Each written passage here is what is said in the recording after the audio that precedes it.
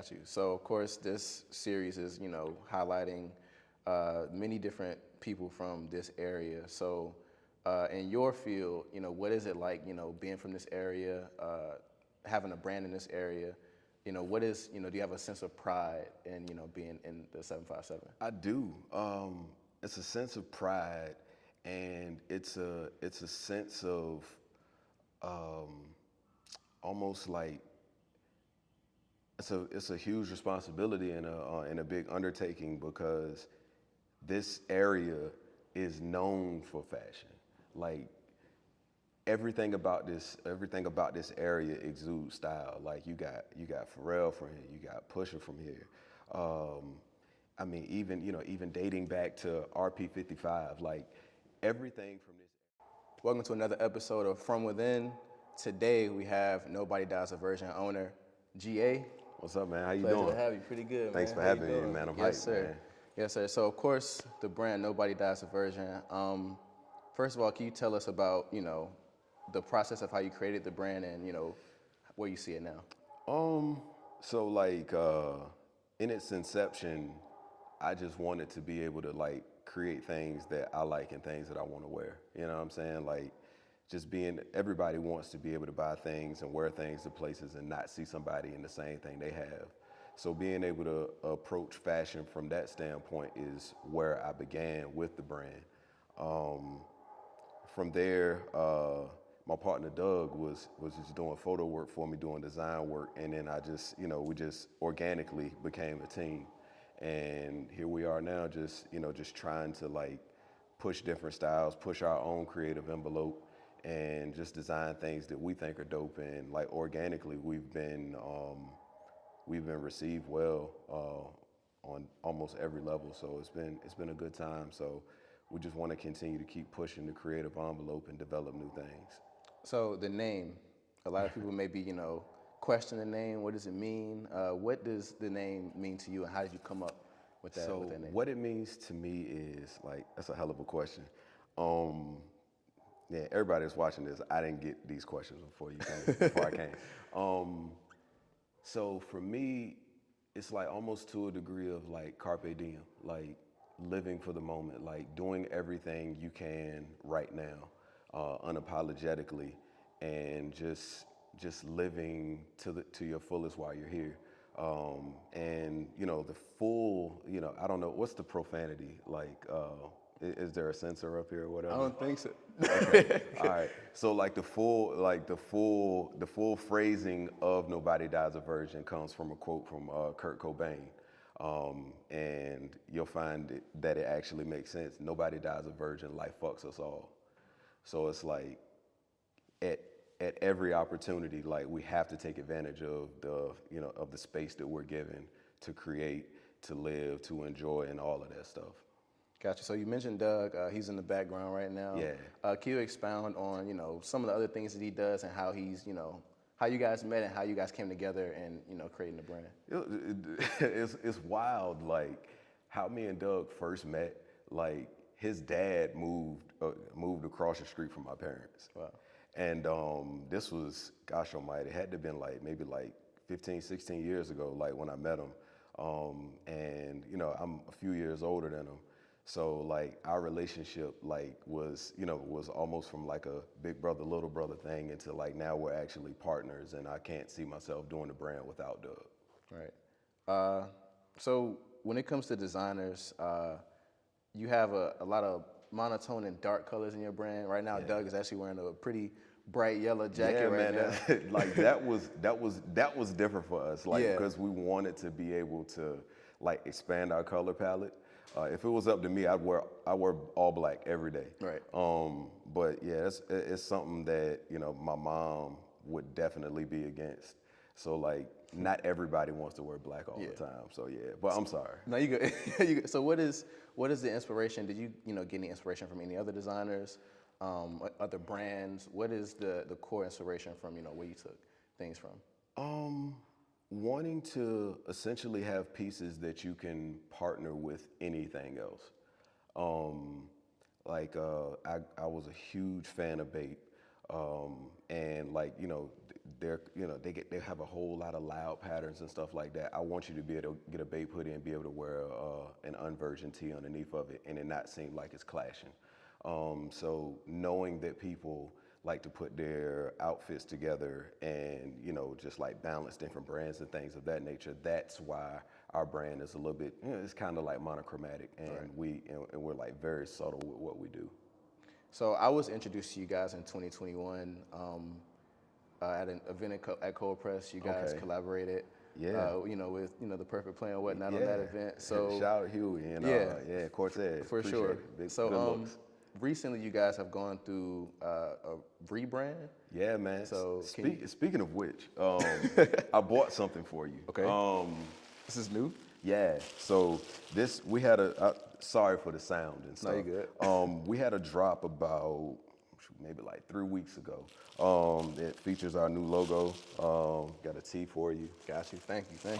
And also got a hoodie for you as well. Okay. On that hoodie, it's a heavyweight French terry, and you'll see like the sleeves are inside out, so it's like just showing different textures and patterns and layers that we can do. Gotcha. We're gonna get some photos of that. Yeah. So what? I'm gonna hand this to y'all. Thank you. So what led to this rebrand? What was the process going into it? Where you felt like you just weren't you just needed something different for the brand, or? Yeah, and in a nutshell, yeah. Creatively, like what we've been doing, you get to a point where, all right, what's next? Like, what's gonna be our next evolution? How are we gonna present this differently than than how we've been doing it? And the overall goal of where we want to go with the brand is being able to posture ourselves to be sold and placed next to very reputable brands and boutiques and whatnot. So we are approaching it from that aspect. And the rebrand of what we're doing, we got a lot of different things that we got coming down the pike. UPS is like on my hit list right now because they lost some leather handbags we got made. Wow. Because we're expanding into the female market as well.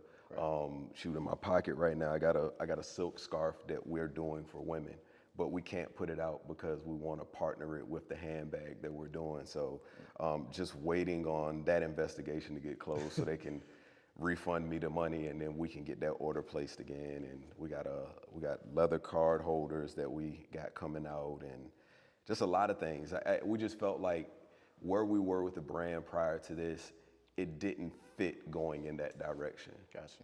So hence the rebrand. Right. And I was just about to mention, like, what other, obstacles and hurdles have you faced, during this process? And that's one of them. Are there any other, different challenges you had to overcome?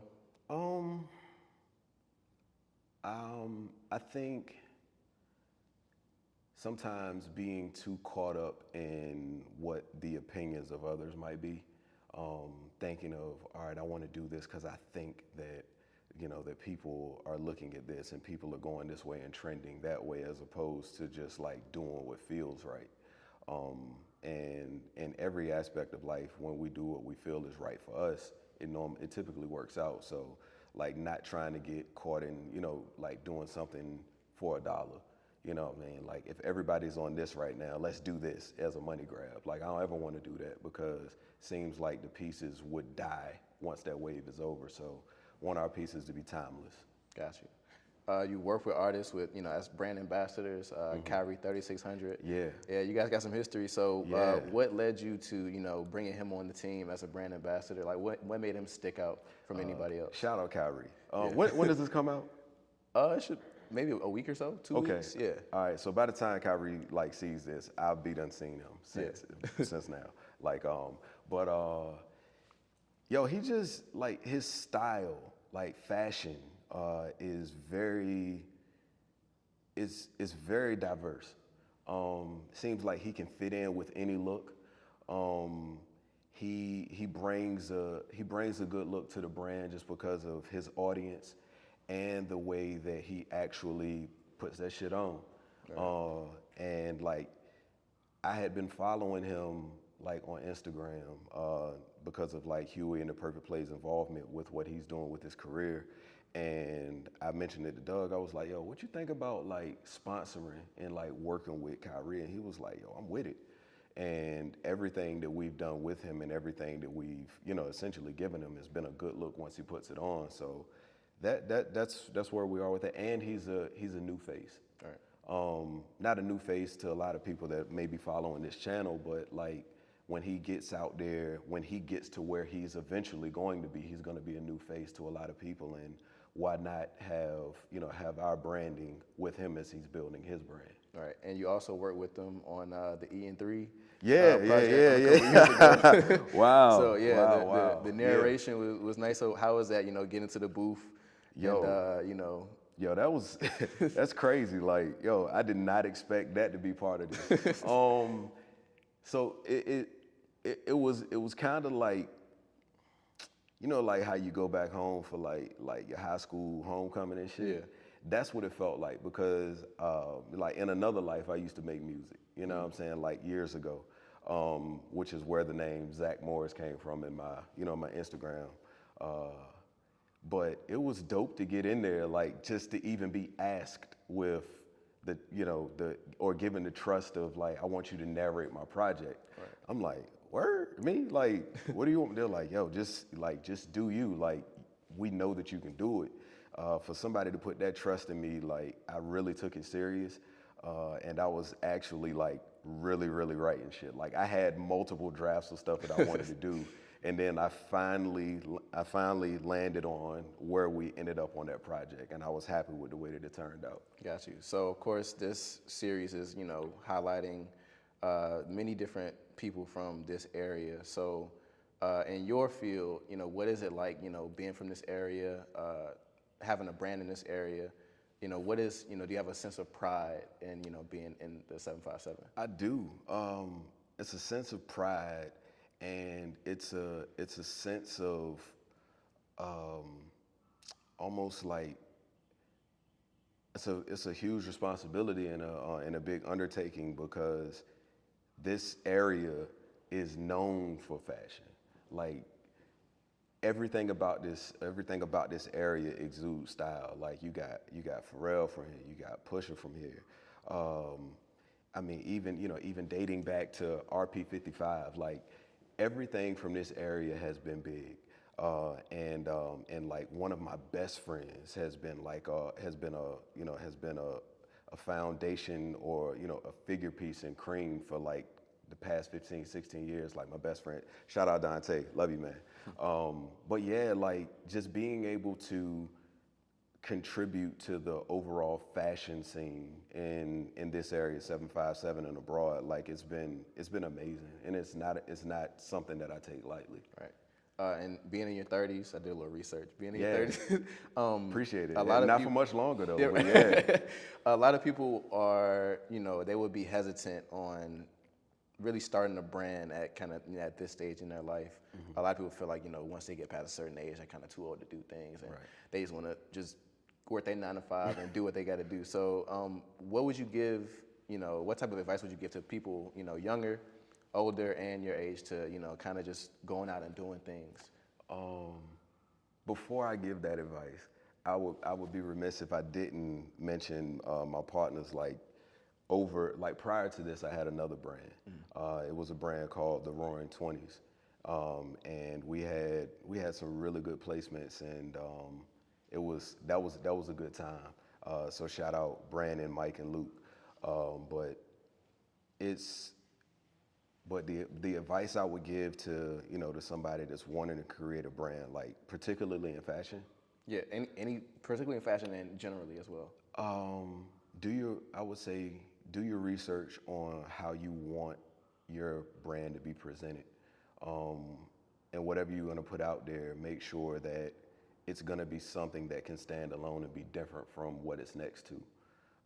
And especially in fashion, like even though it's pricey, order samples. Like you have to order samples because you don't want to order a full run of something and it's your first time working with that vendor and the quality is not what you want it to be. Right. So yeah, definitely do your research and invest in yourself. Like you're only going to get out of it what you put in. So like how much is your success worth to you financially? Got you.